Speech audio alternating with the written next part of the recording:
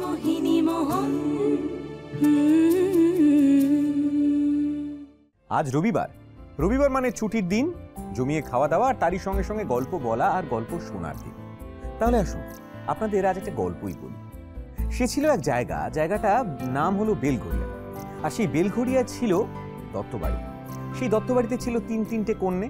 তার মধ্যে একজনের নাম দেবী, একজনের নাম রিঙ্কি, একজনের নাম পিঙ্কি। দেবীর একদিন বিয়ে হয়ে গেল, চমৎকার বিয়ে হলো। বাকি রইল দুই কন্যে, একজন রিঙ্কি আর একজন পিঙ্কি। এমতাবস্থায় মেজ কন্যে তার ঠিক হয়ে গেল বিয়ে।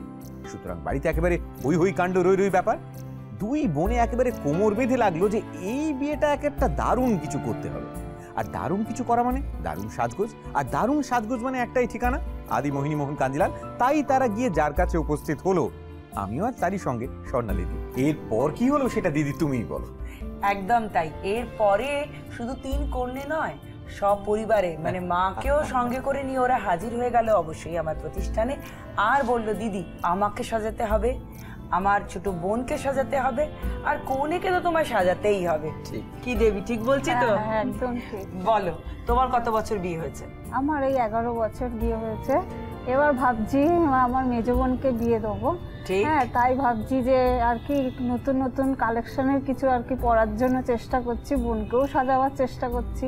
যদি আপনি বলেন কিরকম পরলে আর কি কিরকম ভালো লাগবে আমাদের, সেই ক্ষেত্রে তোমাদেরকেও সাজাবো আর সাজাবো তোমার বোনকে। ওর জন্য আমি একটা জারদৌসি বেনারসির অপশন রেখেছি, একটা ট্রেডিশনাল মিনিকারি। আর সবচেয়ে খুশি কে এর মধ্যে জানো তো? পিঙ্কি।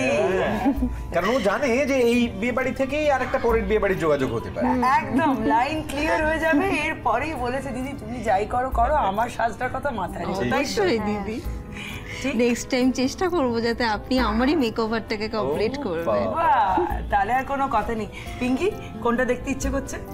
জারদৌসিটাই দেখা। ঠিক আছে, চলো জারদৌসিটা দিয়ে শুরু করা যাক। এই ডিজাইনটাও দেখো একটুখানি কিন্তু ডিফারেন্ট, খুব ভালো লাগবে ওকে। পাতা স্টাইলের ডিজাইন রয়েছে, পাতাই কনসেপ্ট, যেটা বর্ডারে, গায়ে এবং রয়েছে আঁচলেও। ভিতরের কুচিটা রয়েছে কিন্তু পোলকা, আর পোলকার ভেতরে রয়েছে স্টোন দিয়ে এবং কুন্দন দিয়ে কাজ, মোস্টলি সিকোয়েন্স দিয়ে কিন্তু আমি এটাকে হাইলাইট করেছি।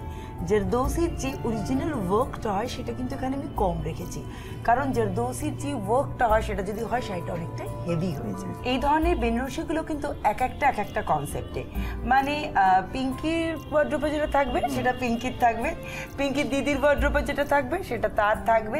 তাহলে এটা দিদির জন্য থাকবে, হ্যাঁ অবভিয়াসলি থাকবে তো? নাকি দেবী একটা ট্রেডিশনাল দেখবে? না, আমি একটু আরেকটু মনে দেখতে চাই। ঠিক। দিদি, আমি শুধু অন্য অপশনটায় যাওয়ার আগে এটার প্রাইসটা একটু জানতে চাই। এটা জারদৌসি বেনারসি, এগুলোর রেঞ্জ মোটামুটি শুরু হয় আমার কাছে 4000 থেকে।